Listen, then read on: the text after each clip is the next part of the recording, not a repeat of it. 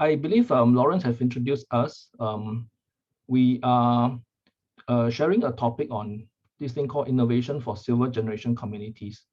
It is based on a methodology that we co-developed with Consulus. The methodology is called PlaceCore. Next slide, please.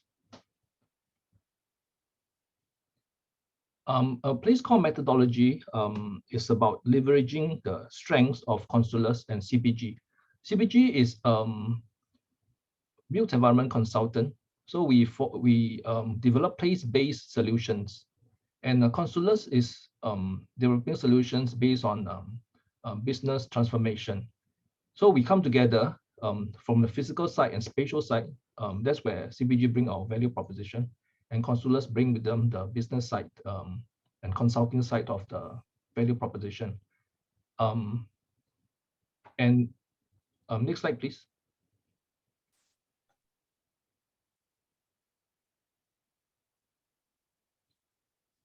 And with this PlaceCore methodology, you can see on the top bar, the green bar, that's where CPG brings the physical space and environmental value proposition, and then Consulus bring the business side, right? So we have co-developed this methodology for a few years.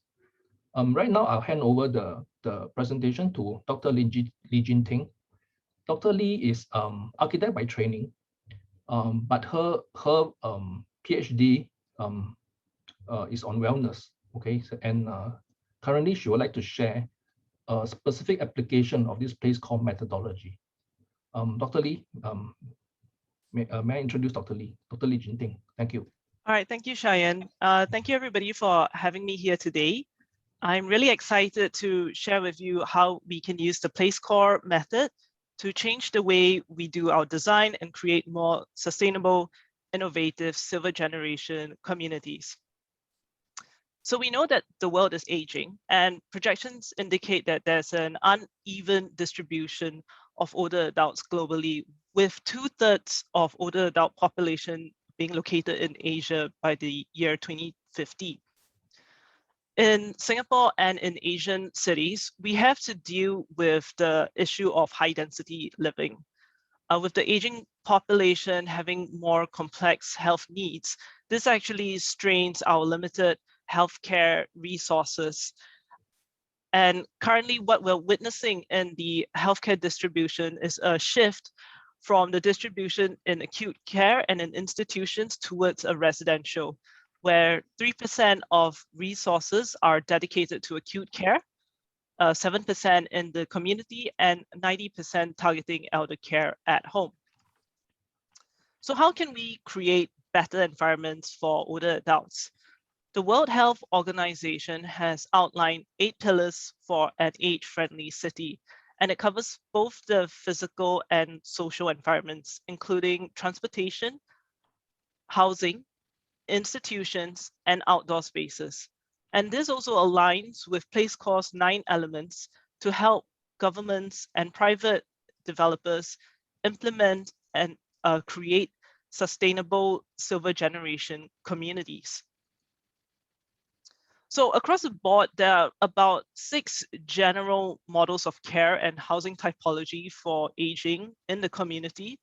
And that recent shift towards a distributed elder care in residential estates has exposed this need to create communities that support healthy older adults in independent living care models. So many of the older adults in independent living, they do not see themselves as dependent on medical facilities, and oftentimes they find themselves displaced in this care continuum. And looking at closer trends in Singapore, about 78% of older Singaporeans prefer to age in their current homes rather than in retirement villages. And if you know a bit about the Singaporean context, the main housing typology in Singapore is public housing, as shown in the background of this photo. And it comprises about 80% of our housing type. So the design approach primarily for public housing, it focuses on pragmatism, prioritizing affordable housing for everyone. But with social progress, we are seeing this need to shift from survival mode into enabling well-being and promoting a quality of life. Unfortunately, for the current state of existing housing, it is limited by a number of physical barriers to aging in place. For example, the design of high-rise housing can increase the risk of isolation and depression, as older adults are less visible to the members of community. And studies have also shown that residents do not view the built-in community spaces as areas for and places for social engagement. So community spaces like our ground floor space, known as the void decks or corridors, they're more seen as transitional zones. In 2016, we started a research study called the Health Springs to improve the design and social aspect of public housing in Singapore. And in particular, the Health Springs research focused on repurposing the ground floor of public housing to give older adults a place for social health and wellness activities, transforming the value of the ground floor and providing a new housing typology that would support the residents and raise the quality of housing. The research was divided into 3 phases. During the first phase, we engaged older adults in a series of focus group sessions, and we wanted to understand the challenges older adults faced moving around their homes and neighborhood setting. We also wanted to explore alternative design and social activities that older adults wanted in the neighborhood. The findings from the focus group sessions indicated that older adults were interested in activities and design features that enabled greater autonomy. The participants were also, they also placed more emphasis on social connections beyond the family, so extending very much into their friends, with their friends, and into the neighborhood setting.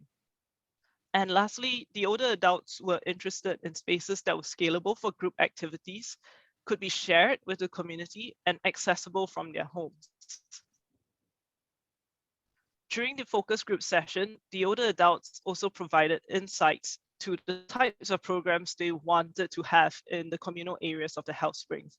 So this included activities like hydrotherapy, gardening areas, informal learning spaces, areas of play, and communal gatherings. And all these results were very indicative of emerging new silver generation that's interested in independent living with greater consumer expectations, older adults who are really highly invested in managing their future retirement. Using all these information, we conducted a series of design workshops with healthcare professionals from the Singapore Geriatric Education and Research Institute of Singapore. And the design workshops was a series of iterative process to formulate a prototype of the health springs that would be integrated into Singapore public housing. The final form of the health springs prototype is an informal wellness hub with a collection of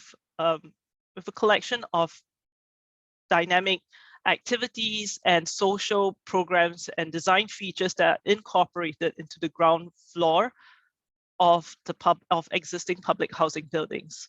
So the design really takes into consideration older adults' concern for safety, proximity, multifunctional activity, intergenerational mix, and a healing environment. So all these are factors that promote healthy aging. The Health Springs prototype combines social programs and activities like a garden cafe, where older adults are able to go downstairs from their homes to this communal area in the ground floor and actually enjoy a cup of tea with their friends and neighbors. It also has a space for educational learning that can be used not just by older adults, but by the children of that neighborhood block and estate, and would hold classes that are both informative to their health promotion, but also other things that they can maybe teach to other people, to the children or to the residents in the area. The Health Springs also includes therapeutic and recreational bathing, a community and healthy kitchen where the older adults could come with their families to enjoy a meal, to prepare meals that were actually useful to them, especially those who have chronic diseases like diabetes, and restorative care in a relaxing, non-clinical environment that's easily accessible by all. So with the Health Springs prototype, we wanted to estimate the potential customer demand for this new typology in Singapore. And we conducted an online survey at 4 neighborhoods. And we wanted to know how older Singaporeans and housing residents would use the Health Springs in the community and what are the potential health outcomes. So the survey indicated that there's a very high customer demand. About 81.2% of people surveyed were likely to use the space.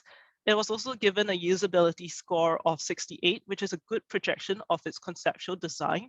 And when it came to potential health outcomes, a lot of the survey participants felt that having the Health Springs in their neighborhood would result in an improvement in their physical well-being. So finally, we also ran a statistical analysis of the Health Springs program that I mentioned earlier, and the results indicated that the therapy pools, the personal care room, and the garden cafe were extremely attractive features that Singaporeans wanted in their neighborhoods and would influence their use, their consumer use. So based off this study, we know that the Singaporean market is ready for a new type of housing in the market. And the Health Springs model is a small variation from their current standard of living. So the big question is, how does design of a new housing typology translate financially such that it is financially sustainable, and it can be operated and managed and accessible to majority of the population? And we really need to encourage synergy between real estate players and healthcare businesses such that integrated developments can be enhanced. So we have started looking at and exploring new housing typologies that would enable a financially viable approach. For example, Big Love City in China is a district-scale urban planning for retirement village that combines the traditional model of commercial and residential with healthcare features. Similarly, Park City Township in Malaysia is also another district-level luxury retirement living that is targeted towards healthy older adults who want additional security and convenience of healthcare services in their community. So this scale of housing allows us to leverage on economies of scale, which would give the developers the opportunity to partner with dedicated healthcare operators. So what about smaller scale developments? We realized that the Urban Village project in China is an example of the smaller neighborhood level of health-oriented developments, and it has a residential catchment of about 4 to 5 neighborhood blocks. So the difference is that it has a much wider range of healthcare portfolio, which would allow the residents a level of choice in terms of service subscription, and is also open to the public at the same time. And this synergy is not limited just to new developments, but can also be done with existing urban buildings that can be transformed and given a new lease of life. So really, it's time to break the stereotype that healthcare design is only for the hospital. It's time for us to come together as designers, developers, and healthcare operators to create innovative community models that adapts to the needs of older adults, reduce inequality, and enhance mental well-being. But most importantly, it must be done through a well-structured real estate model to finance healthcare infrastructural needs. Thank you.